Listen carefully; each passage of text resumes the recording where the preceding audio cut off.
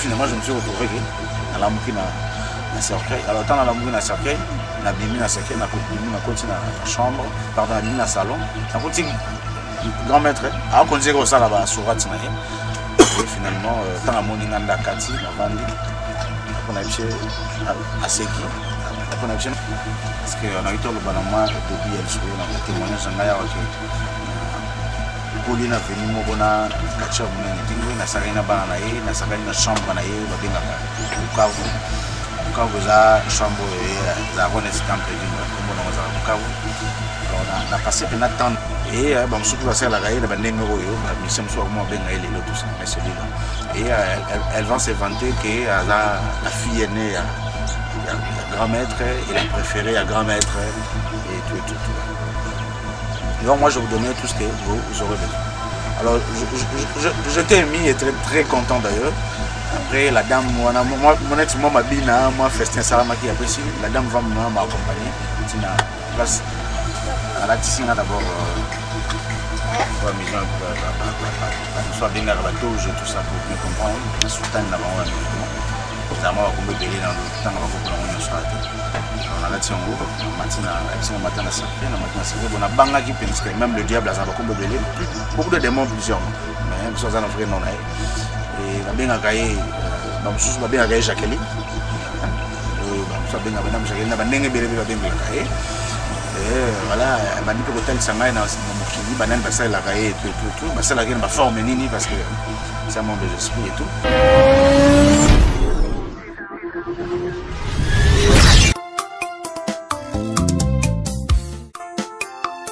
Bonjour à tous, très chers téléspectateurs. Bienvenue sur son émission Nabino, les ténèbres à la lumière, qui est présentée par votre humble serviteur John Mbisha, na chaîne Nabino Oboyebi Kaka, Récit Télévision. Nenga Boyebi, émission Nabino, les ténèbres à la lumière, c'est une émission conçue par Papa Bruno Motonanzambe, qui est le pasteur qui nous suit depuis l'Angleterre. Émission Oezali qui édifié Bananzambe. Bato Bazala qui na Molili, Lelo. Va se repentir, va commencer l'Anzambe. Voilà l'objectif principal de l'émission Oyo. Sur ce, aujourd'hui, Toyambi, un frère bien-aimé Caleb, le micro à se présenter. Si moi, Mituna Ezali, Tolo Banano, ce qu'il était auparavant, na Oyo Komi Lelo. Sur ce, je vais directement saluer mon invité. Bonjour, frère Caleb. Et bonjour, Papa Naraï. C'est un plaisir pour moi. Merci, frère Caleb, beaucoup qu'on s'est présenté pour Naba Oba Rolanda, surtout partout au monde, la chaîne Récit Télévision. Merci beaucoup. Moi, c'est le bien-aimé Caleb Kimbe Nimbolomoko Fiston. Je suis un bien-aimé dans le Seigneur depuis quelques années, depuis 2016. Je dirais depuis le 15 novembre, s'il faut être précis, depuis le 15 novembre 2016. Mais avant, j'étais un peu dans des pratiques un peu occultes, bizarres et tout ça. Aujourd'hui, je me dis toujours que Dieu m'a fait grâce de comprendre beaucoup de choses. Malgré la pauvreté, malgré l'état que nous sommes, physiquement que nous sommes aujourd'hui, mais spirituellement, on est fort par la grâce de Dieu. Voilà, c'est la personne qui est en face de vous. Je suis marié, père de 3 enfants. Et voilà, c'est comme ça que j'ai... mon fils, le nœud, c'est Caleb Soumbela Sita. Et après, il y a 2 petits enfants qui, voilà, c'est ce qui sont tous les 2 là, il y a Ebenezer, il y a Oufanel, qui suit, nous sommes ensemble avec eux par la grâce de Dieu, avec leur maman elle s'appelle Rosette Mbi Messou Moulaya. Voilà, c'est ça. Merci beaucoup. On a beaucoup pour la présentation. Là, c'est la présentation, beaucoup la présentation. Il y a bien aimé frère Caleb. Na Oyo Azalaki dans le passé. Frère Caleb Obozomona en face Nabiso Awa. Il fut un grand journaliste à l'époque. À Kendaki, à Kotaki, au Tobenga Kabagrigri, à Simbaye Bamoto, Naba Biloko Science Occulte, Lelo, frère Caleb, comment ça est l'Anzambe. Tolingana Totuna en profondeur à détail, à expliquer Bisonano. Nini Tindaki et Nano, frère Caleb, à Kende Asimba Kissi, que ce soit Kota Baloge, pas comme célèbre, comme journaliste. Sur ces frère Caleb, tout est banane. À l'époque, vous allez qui un journaliste célèbre. mais nini yango parce que comme on a été en miming tout ça les mois d'investigation nzamba songi lelo tokutani poto yamba ona émission na biso la lumière les ténèbres à la lumière plutôt tokoyeba d'abord qu'est-ce qui vous a poussé nini yango motivé qui okende okota na science occulte. Bon, Naline d'abord a rectifié, Nazaraki journaliste célèbre, un journaliste, un simple journaliste, Nabandende Luka Kokoma célèbre. J'étais en voie d'être un peu célèbre. Je trouve vraiment au début, il y a processus, mais il y a ça qui est bon. Na équipe pour découvrir autre chose, puis Nanzela n'a pour découvrir destiné à Lelo. Alors, na bando ça na chaîne Moro Canal Futur, le commis à Vital Caméré. À l'époque, il y a professeur Kiboy, professeur de la faculté d'économie à campus, il y a à l'époque, on a tant Mouzaïe, il ministre de l'information.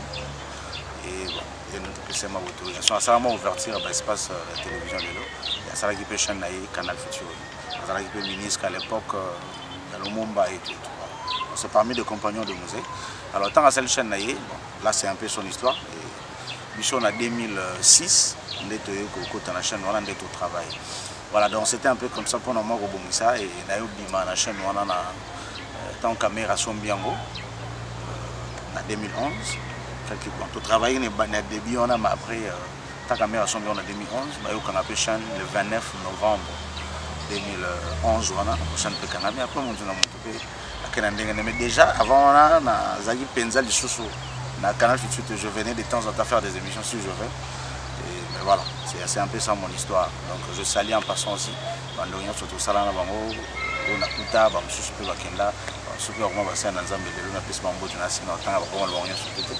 je leur salue en passant. Alors, pour nous, monde occulte, na encore la humanité, la 6e humanité, on a un diplôme. Alors on a dérangé une demoiselle à ma tête et tout le monde vivre en aïe. Mon fils unique, mon amour est trop encadré parce que c'est moi et on a le combo dans la présentation, c'est fiston à la fin. On a un peu un peu kilométrique, c'est fiston à la fin, voilà fils unique. Donc fiston la pénéza net, on soit plus ça, fiston c'est ça qui va y avoir. Là vraiment c'est fiston parce que je suis fils unique dans notre famille. Et Nazaï Penama trop serré, Nazaï Penama difficile, mais là heureusement liberté on a un peu moins quand papa voyager la 5e, 6e. Maintenant la 6e na yolinga voilà, tout ça la machine à l'inifi on a tendance à vraiment linga qui est mingi. Après un moment, Atikina Kelinga garçon moi ça à théâtre na Chic Shop le c'est rien de citer son nom ici. Il risque peut-être d'interprétation voilà. Et la ligne, peut-être comme on va dans le théâtre à l'époque, il y a soit à théâtre ou par là, je ne sais pas, on a pu sauter. Bien soit avant, on a un peu abattu. Alors, autant la ligne garçon, c'est par là que moi je suis là, je suis shooter piccolo, pour la ligne qui gagne dans le théâtre. Vous avez moi, le garçon que je suis.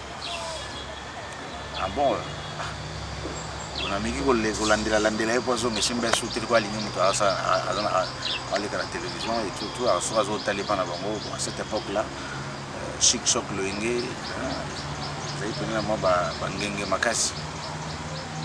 alors, on a préféré maintenant tant que j'ai un diplôme, on a payé 98 ans. Tant que j'ai un diplôme, alors je préféré que parce que papa bandolinga d'abord que papa bandolinga na sa droit, maman bandolinga sa médecine. Ngai bon azoi d'abord temps parce que ano yé akendaki de l'autre côté na azoi kité. Na bandeli ane voilà après temps na bandeli na préféré na azoi moi temps. Mais objectif dans que moi je suis le roi aligné à boyinga kelinga muta aligana TV. On peut faire la télévision donc dans visée directement naza journaliste. Autant la session la kenda ina je me suis inscrit. Surtout nazo imatambo na tanga ina nte. Après on a eu s'inscrire na kena ina tangi. La salle animation culturelle. Je me suis inscrit dans la section animation culturelle. La Silici, tant la Silici, maintenant il fallait que ça stage. Alors on a un ami dans sa théâtre dans le Canal Futur. amona mo kala na pesa mbote dav ando l'exemple ba gag na ye na Canal Futur et aipsinga ke ngana iba na za ba relation kuna ba Charlie Kachama nous sommes 121 ba Freddy Manunga tata lopango na pesa mpe mbote oncle Mbuta a Rolanda a région de biso après mais na ba Charlie ba cameraman do amona ka yepe na na pesa ko mona na mona ka na mona na RCM mona do c'était le cameraman réalisateur ba Jean Dombasi on est de Koutagi kuna na Canal Futur moi je leur salue et ne ba abinga na yeba na bango tokina présenter ba yamba yo sa stage normal attends ke na se présenter na nzela camarade dans toute la journée na bandi ko travailler na salle de test na ngai bandi ko travailler na bango alors ba pesa une émission musicale bon ba pesa nga te na pona ki émission musicale do sa émission pour na mo ba temps on a peu ba faire vers ça la succès l'émission musicale vous mettez dans l'actualité il faut ça émission ça qui est moi bon attends tout boire na biso tout monde na pena souter na famo na ngaka na télévision un peu na ndenge ya on des premiers gaou n'est pas gaou hein les arananze mona quelque part le baka moi c'est là non linga penza avant mais na salis nzembo na ngai comme les matin midi soir on me voit à la radio voilà on me voit à la télé tout ça je m'excuse on me voit à la télé matin midi soir et tant il y a yoki bongonda bien c'est que gawa pété dans Tikanazo. Donc moi aussi c'était un peu dans ce sens là et na comme un autre objectif tant que normalement les télévision on une émission musicale ils avaient un premier objectif ils avaient atteint et finalement tout bandi ko kende mais l'émission peu musique ils avaient belle là-bas dans Canal Futur on a Kevin Kaswa qui est RTG à Tiki émission il y a musique et pas il y a Thierry je crois si le nom ne m'échappe pas c'est une émission qui s'appelle bien aimé là comme on est avec Thierry alors ça la émission musicale donc les amis émission mingi wana ba Serge tout ça pour ça l'émission et camarade na émission moko pe Serge pe le chouchou ça la notre émission maman la joie voilà il parle ça émission bon à l'époque maman la joie zoyana n'était que le lors comme on a dit la médecine traditionnelle mais à l'époque la médecine traditionnelle était à prophétesse azo yambaye machin la émission musicale donc il y avait plein de émissions musicales et tout ça et donc moi alors Charlie na Freddy Manunga ba benga ngai baza ko net pando gérer biso abi awa pena soko moni ko continuer la émission musicale pour l'équipe belle l'une émission mardi émission musicale la méthode sociaux ils allaient changer so moni moyo changer ça alors c'est qu'il faut tika biso ke luka le chaîne nous a bon ba émission musicale mami alors tout le monde proposer na batali na grille de programme sur la émission ils allaient libre ça émission ba pasteur donc on ça dans émission ba pasteur moi l'objectif c'était la télé c'est bon, il n'y a pas de problème. Alors, on a commencé à émission là, pasteur. Et ben, on a commencé à encyclopédie. Après un moment, on a changé on a créé des charges, on a commis de parvis. Voilà, c'était un peu ça l'histoire. Et bon, tant on a dit que ça dans le Canal Futur, on a dit que ça pendant l'émission, pour tant dans cette émission musicale, c'était un peu instable. Maintenant, on a sali pendant l'émission avec le pasteur, donc dans une émission qui est dans le Canal Futur, ils ont mingité. Nous avons vu Serge dans une émission musicale, Serge Nato Bando et Maman Israël la joie.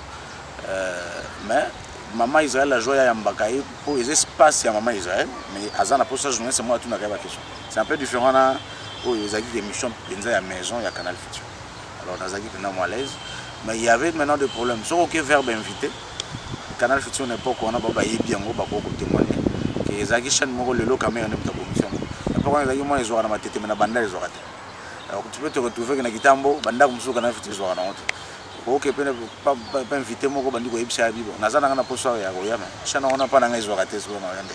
Soit lui il peut accepter ma communiquer l'église pour bimsa mbongo. Chana on a nos dimanche tout. Il y avait un peu ce problème là. Comme musicien on dit ça passait, on dit bon on s'intéressait mingité parce qu'il y avait quand même des musiciens qui venaient là-bas. On a un pasteur, ouais, il donne son argent, donc à l'inaïe, alors c'était un peu compliqué pour moi. Alors, soit il fallait, petit cas, ou soit il fallait que je plus de quartier, il y a un quartier. Il y a un quartier vitamine 2, il y a un avenue, parce que quartier vitamine 2, je suis venu vendre un avenue, il y a une moto. Donc, surtout, si on a soit à la télévision, il y a un Virginie, donc il y a ndakona tondoko tango debo mwana bo sakana et tout donc na mesena moi mon bébé alors tamba ninga nga skolo mkolo ba yo za côté dingo voisin dingo alors à cette époque là aussi je me souviens il y a un ami comme un peu prophète na mona yena ba Facebook et tout ça comme prophète comment mon pas comment témoigner ndenge azali na ba magie comment ça dans Nzambe alors il pendant cette mission il y a 4 tout ça na ba plus ba 4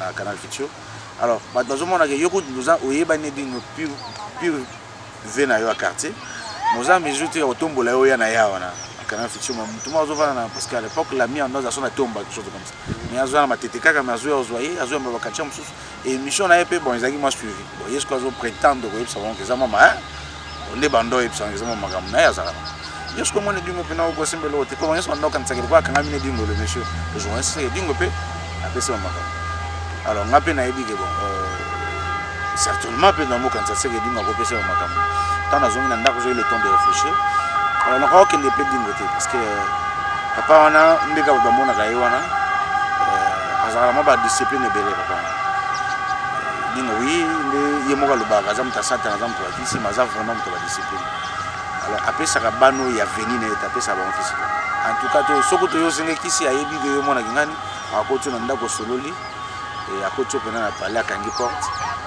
bibiso pena sentir abando beta so asiso beta yo ayebi mo na kebenga ba parana donc c'était quelqu'un un peu de comme ça avec barrière na ba principe na alors moi je me disais que pas na été na pas. Alors je suis allé chez un vieux, c'est un musulman. Je ne veux pas citer son nom parce qu'Azaka n'a pas de maman na maman na vraiment ba camarades. Ce sont vraiment des amis. Les na kenda ke panaye na épicier bon voilà un peu d'histoire na za pour ça bébé. Na épicier bon za pour ça ou matin na oui na comme connaître ba Zakari ba faire épicier na pour ça au moins wale na ngaya. Donc oui écoute na maboka bien donc on a beaucoup de problème tout ça.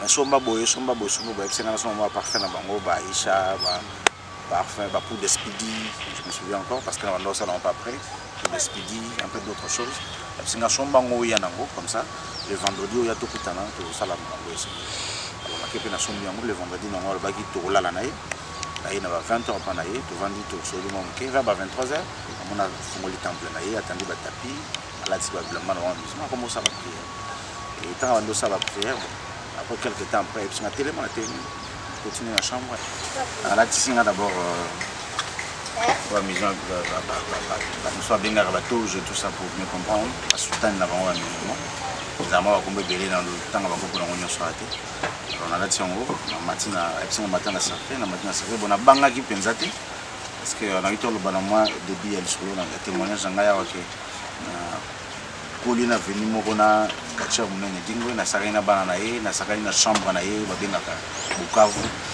Bukavu za chambre za kone temple dingo kombo na za Bukavu alors na passé pena tande wana donc za lokola net ba lobaka na bayanzi ke zamba o koti okutena Lyon bomiote so mazamba na sila donc moi vraiment personnellement na vivre na passé temps na plus wana.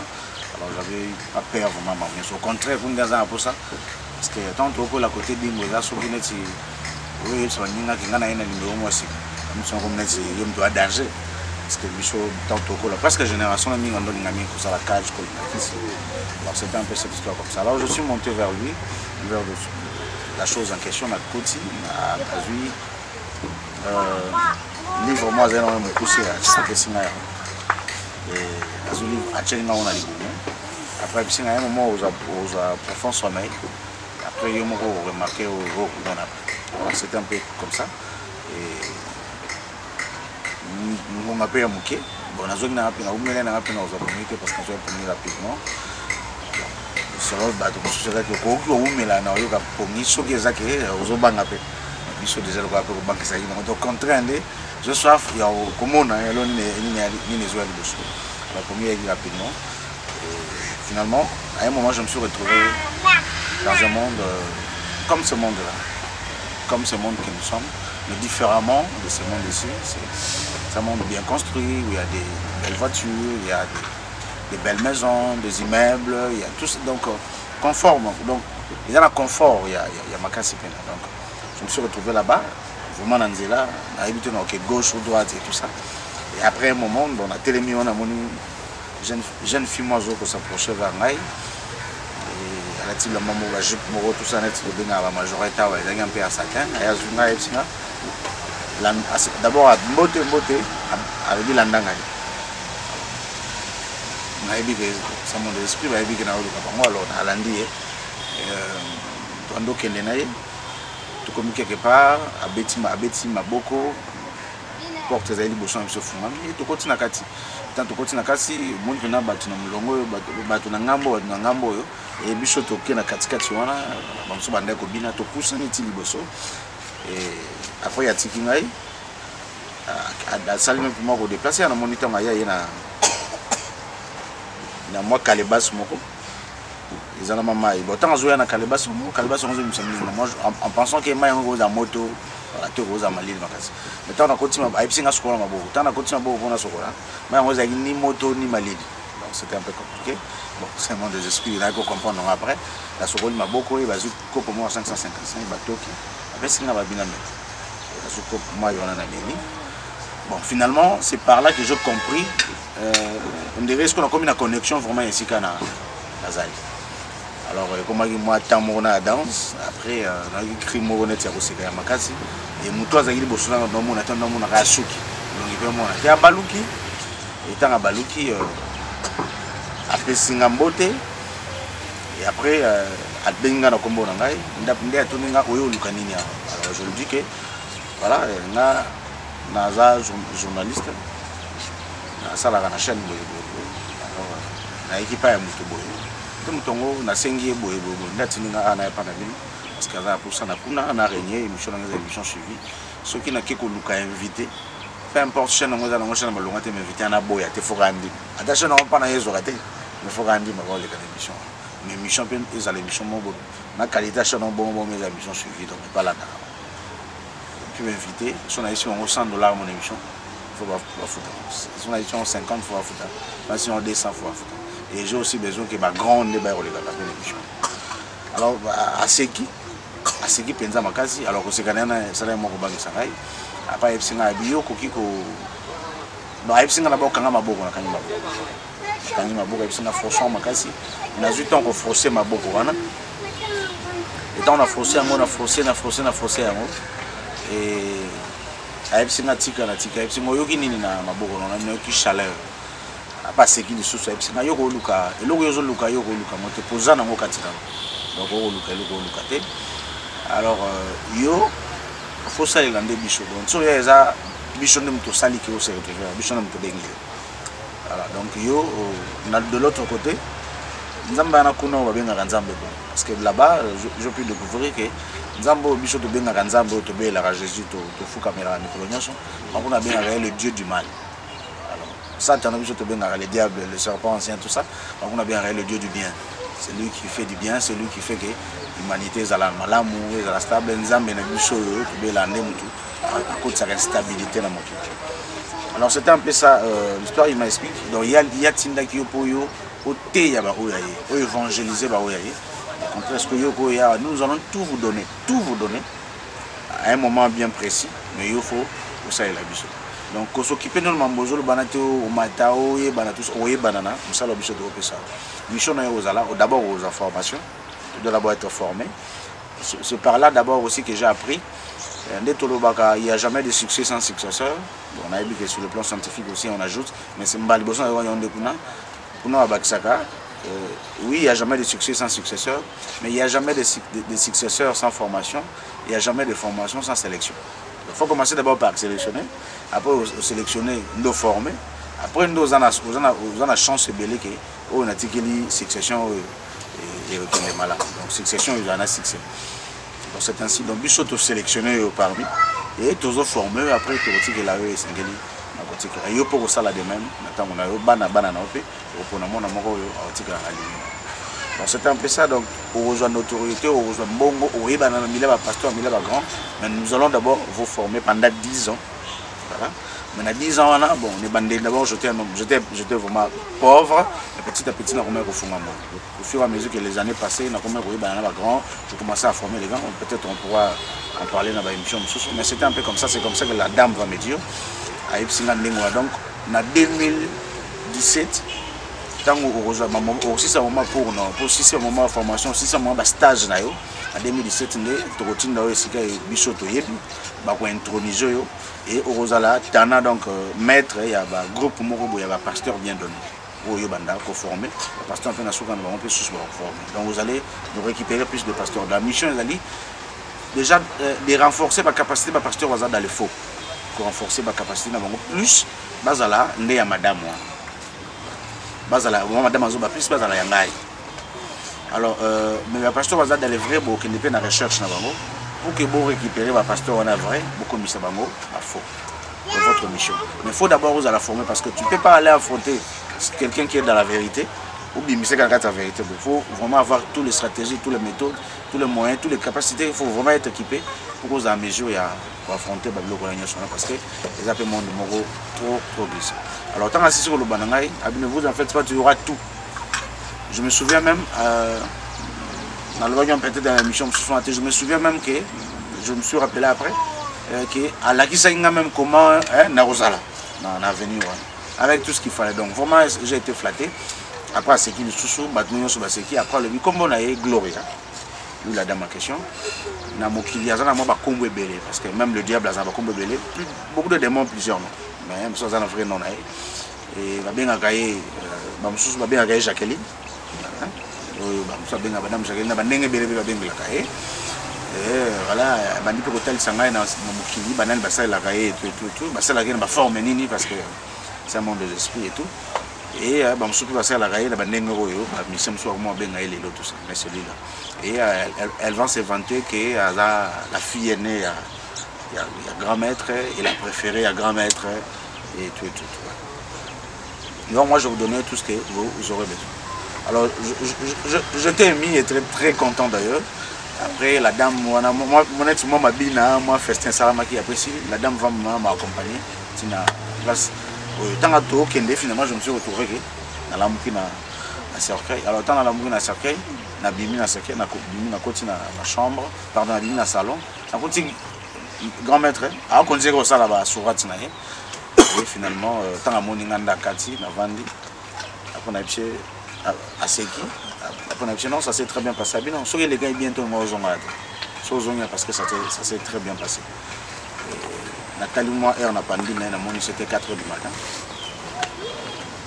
Donc bien sûr on a moni 4h mais c'était pratiquement toute une éternité parce que on a dans lobby na ça comment résumé il y avait beaucoup de choses et le bama qui na kati. Donc c'était un peu ça les salaires qui première étape na je me suis retrouvé alors maître Aipsinga Abino maintenant le cas il faut endoquer l'initiation au bandoken vendredi on nous on chaque vendredi jusqu'à ce que bon on peut sur la méthode mususu na ba programme mususu andoya parce que ça va changer après son programme méthode après son programme mususu ya ba peut sur méthode mais pour ngai c'est le quoi que vendredi chaque vendredi à remettre un livre moko nazo qui appelle la pasteur moko na bandoto on a mission mususu pasteur moko ben non c'est un peu trop dangereux monitant yo tanga ba kombo ba livre na na vérifier na ebe livre en internet que ça la tant yo tanga yo une émission comme ça qui émission mon frère Yves et pasteur a vérifié qu'il veut livre là à mon que livre on ça là c'était pour apprendre faire d'ailleurs comme livre mais sur les émissions sur éviter que tanga ba kombo na parce que mutu mususu konda ko luka